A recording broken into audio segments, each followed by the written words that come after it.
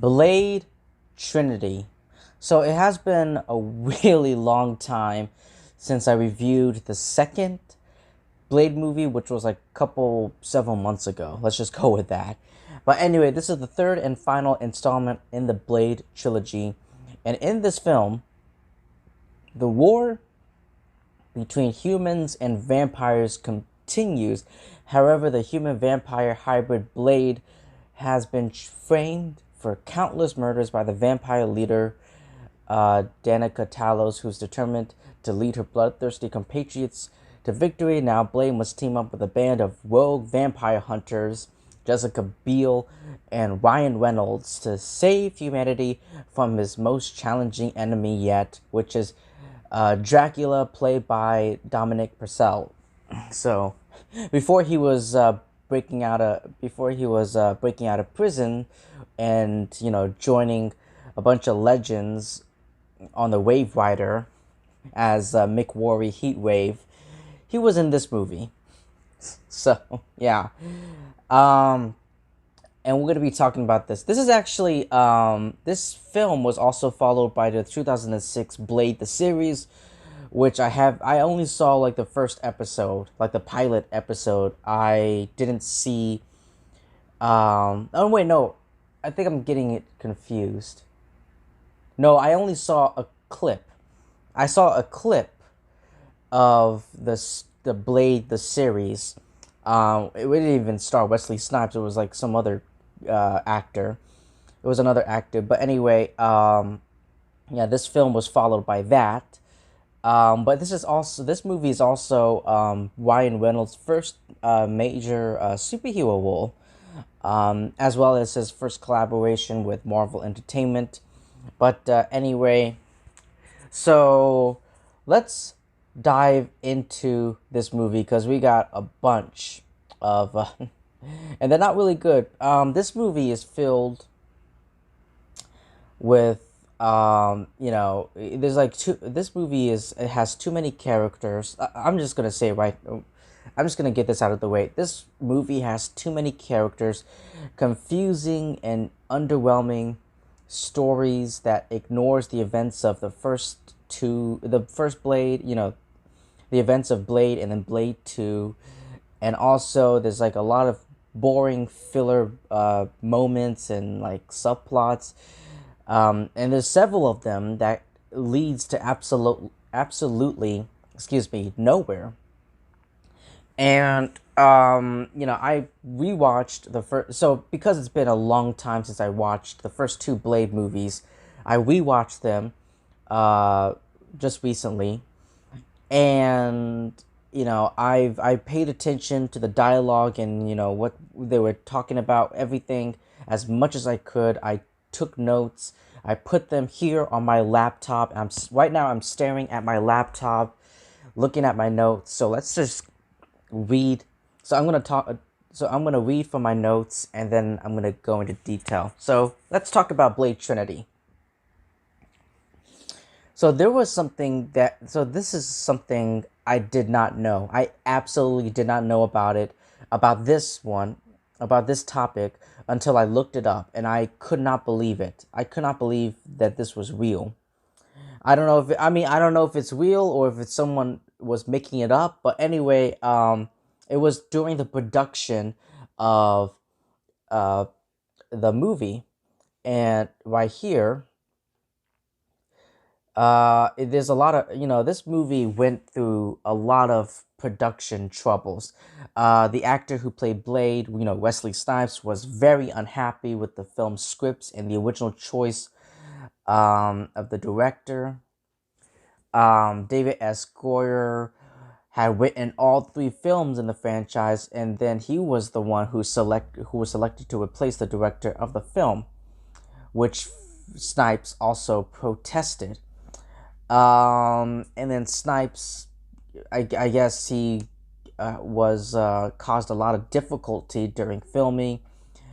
He frequently refused to shoot scenes and forced the director, David S. Goyer, to use stand-ins and computer effects to add his characters into the scenes. It was a very difficult it was a very personally and professionally difficult and painful thing I've ever been through, is what David S. Goyer described making the film. And I guess, yeah, and then co-star Patton Oswalt, which by the way, this is not my first time watching Blade Trinity. I've seen this movie like a couple times. So, but I didn't rewatch this film over and over again. I don't even remember the last time I watched this film. I think it might be like over a year ago, maybe 2 years ago, and my mind has been almost blanked.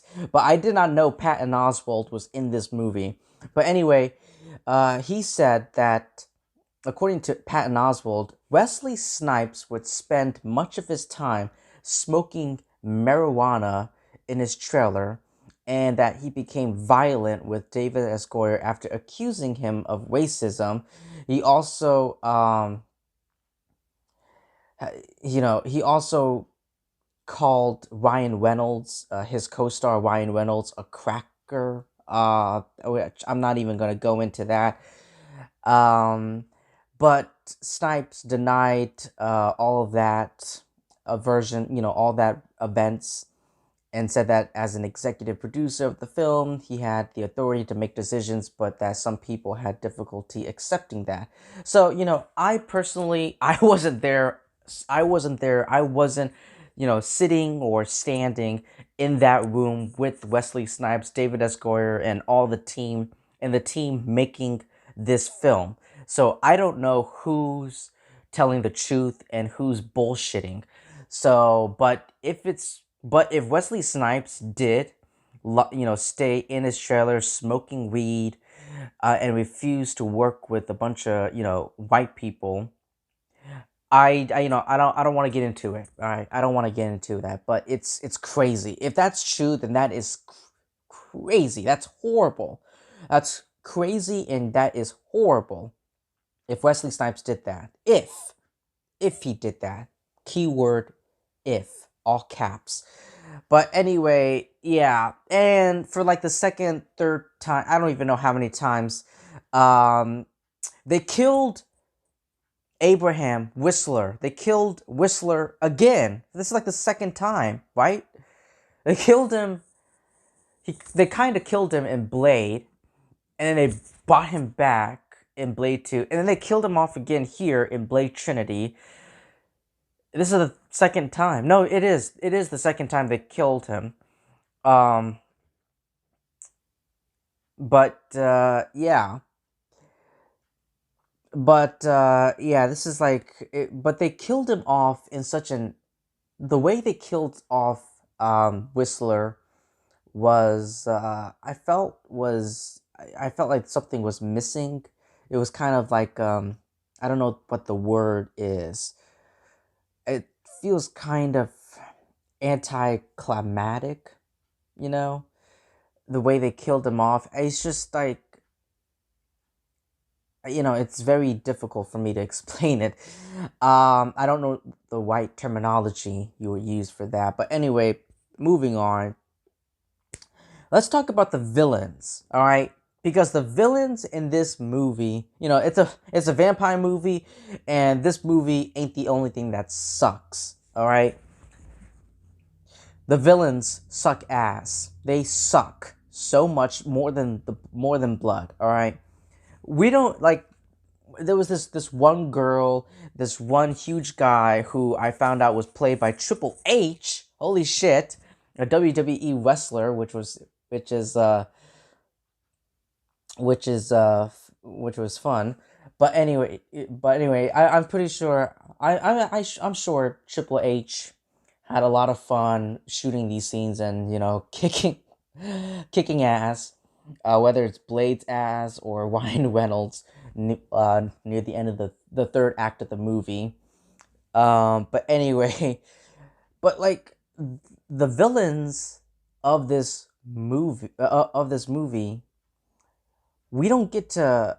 All they do is their whole motivation is to resurrect Dracula, the Dracula.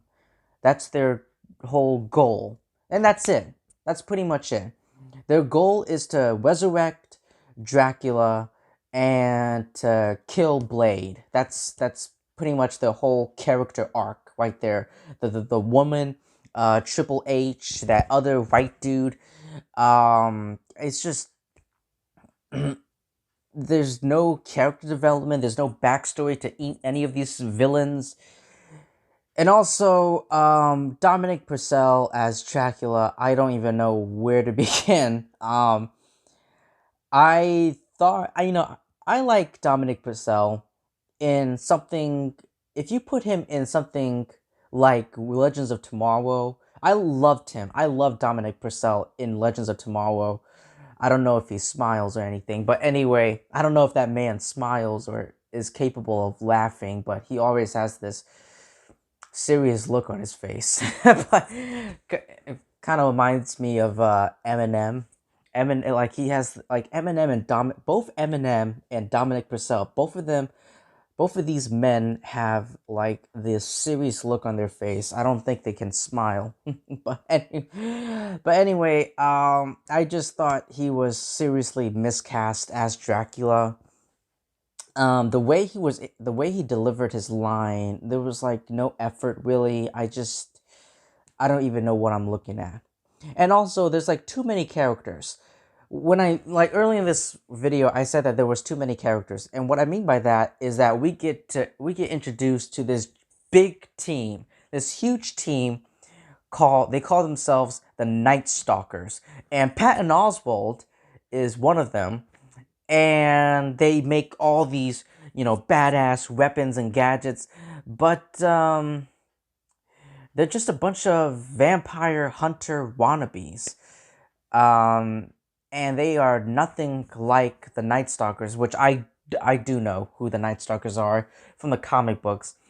They're just that's even Blade calls them a bunch of losers. There's like we get introduced to a bunch of characters, these brand new bunch of characters, and then they all get killed off by Dracula, except our main three or main four, because it's Blade, Jessica Biel, Ryan Reynolds, and then the little girl, who the bad vampires, Dracula was holding hostage. But that's it. Everyone else, so much for the Night Stalkers. We met these new characters. We didn't get to spend much time with them. They all get killed off by Dracula. Bye. Okay. And the film also goes for a more comedic tone, and that's mainly because of Ryan Reynolds. He does a lot of ad libs, which feels out of place. Which feels out of place when you compare this film to the past two movies. So but like, and I love Ryan Reynolds. I love this man. I love Ryan. Don't get me wrong. Who doesn't love Ryan Reynolds? All right, who doesn't love Ryan Reynolds? I love him. Everyone loves Ryan Reynolds, but he feels out of place. Like he's making he's making all these jokes. He's cracking all these one-liners. They're very. I mean, don't get me wrong. They're funny. I mean, a couple of them were pretty funny, but it just feels out of place. Like his character and his dialogue damaged the tone of the film. The film is supposed to be dark and serious, okay, with a few humor here and there, but it's just Ryan Reynolds his character. He's a main character, and he's like making jokes like every 5 minutes. Like every 5 minutes, every 5 seconds, he's just making jokes. It was very rare for him to take him seriously. And I guess Jessica Biel is Abigail. Her character is Abigail Whistler. She's the daughter um Abraham Whistler, Chris Christopherson. Um, Listen, I don't know I paid attention. I don't know if Abraham mentioned in the last two movies he had a daughter. I think he did. I think he did. Um, I think he did, but I'm not remembering it. But anyway, yeah, she plays Abigail Whistler. She's pretty badass. I will say that. All right, out of this entire shit, there is something good about this movie. I did think Abigail Whistler is a badass, but there's not much to her character. She just listens to these pop music on her iPod, product placement. By the way, she just listens to. She's a badass. She's a little bit sexy. Um, she's sexy. I mean, she's a badass. She's listening to music that's not, and she's also the daughter of Whistler, and that's all I got from her. And then when it comes to Ryan Reynolds, um, he's was a former vampire. He's a familiar, um, and he's now hunting, kind of like Blade. He's kind of hunting other evil, like he's hunting like vampires. And he's just making jokes. His entire character is just making jokes. He's the comedic relief. Just jokes. That's it. That's everything. That's it. That's pretty much Ryan Reynolds' character. Just a jokester.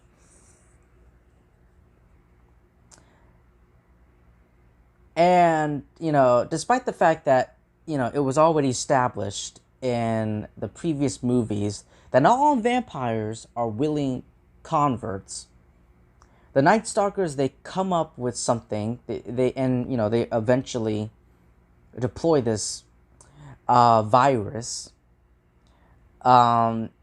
This virus is intended to kill every single vampire on Earth, and yet the audience is expected to root for them to essentially commit genocide. Yeah, like I said, there are so much things, a lot of fillers and subplots that lead to nowhere, and that is an example of that. It makes no sense at all. And apparently, I guess the ending was altered due to the test audience disliking the original ending, which implied that Blade finally gave into his bloodlust. However, both versions of the ending are nonsensical for the same reason. The narration, and let me talk about that. The narration says that Blade continues hunting vampires, even though the entire vampire race was explicitly wiped out. Yeah, there's like no, it makes no sense, but like it's just like whatever, whatever. Um, I mean there are some. I mean, I really liked, Blade fighting Dracula. There are some pretty good, entertaining action scenes, like the opening car chase. But I don't even know where to begin.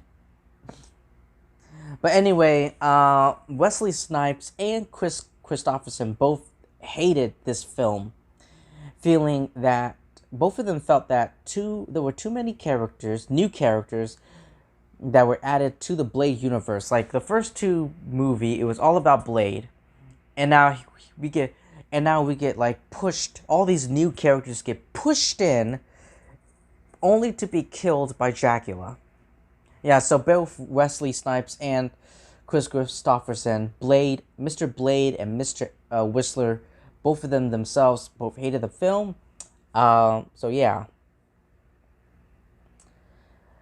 So, and also there were several alternate endings to this film. Let's go through them. Um, there's the theatrical ending, which using the last of his power, Dracula, disguises himself as Blade. This is the one that I saw. I saw the theatrical cut, but there are different types. There are different endings to this film. Drake disguises himself as Blade. The FBI recover the body and declare Blade legally dead, allowing him to continue his war against vampires. The FBI recovered his body. They go to the morgue, and then the dead body changes back into his Dracula Drake self. And then there's the unrated ending, which Blade faints and is captured by the FBI, while Drake's body is not recovered. Seconds before his autopsy, Blade awakes and attacks a nurse. It's not clear whether Blade has become a full vampire, given into the bloodlust as Drake predicted, or if he's just thirsty for blood. This is the ending scene of the director's cut of the film, and on the commentary on the DVD, which is the ending that David S. Goyer had intended. And then there's another scene. It's the werewolf. It's the one with the werewolf. I haven't seen this one. With the Daystar having exterminated the vampire race, Blade formally retires from hunting.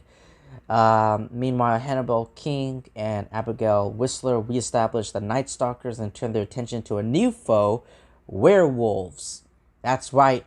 This version of the ending was used in the novel of the film and is included in the DVD, which I think, which is a pretty cool idea. I mean, I'm thinking about Werewolf by Night. I can't be the only one thinking about that, Werewolf by Night. Yeah. So there was a lot of problems. So anyway, Blade Trinity is a mess. It's a mess. It's a really bad movie. I don't know if I can go far enough to say it's a shit movie. But this movie, I don't know if I would say that this movie was a shit movie. But it's really bad. Like, if you compare this movie to like the first Blade movie was successful. It wasn't groundbreaking in the superhero industry. It wasn't groundbreaking, but it was very successful. The second Blade movie, with the Reaper virus, it presented a new idea, but overall, it wasn't strong like the first Blade movie. And then you had this horrible mess. So, there was a lot of issues and problems going on behind the production of the film, with, Wesley Snipes, his beef with, all the other crews and cast members, and also there's like a lawsuit too. Wesley Snipes sued New Line Cinema and David S. Goyer, claimed that the studio did not pay his full salary, that he was intentionally cut of casting decisions and the filmmaking process, despite being one of the producers. And his character's screen time was reduced in favor of co-stars Ryan Reynolds and Jessica Biel. In 2006, Snipes was sued by the United Talent Agency for allegedly failing to fulfill agreements to pay commissions to the agency on his earnings. So that bite him in the ass. So that's another big thing. So yeah, there's a lot of legal and production issues going on, plaguing this movie with Wesley Snipes. But yeah, anyway, that's Blade Trinity. What did you think about Blade Trinity, ladies and gentlemen, everyone, boys and girls? Thank you so much for taking your time to listening to my review. Please like, comment, subscribe, and I will see all of you lovely people really soon.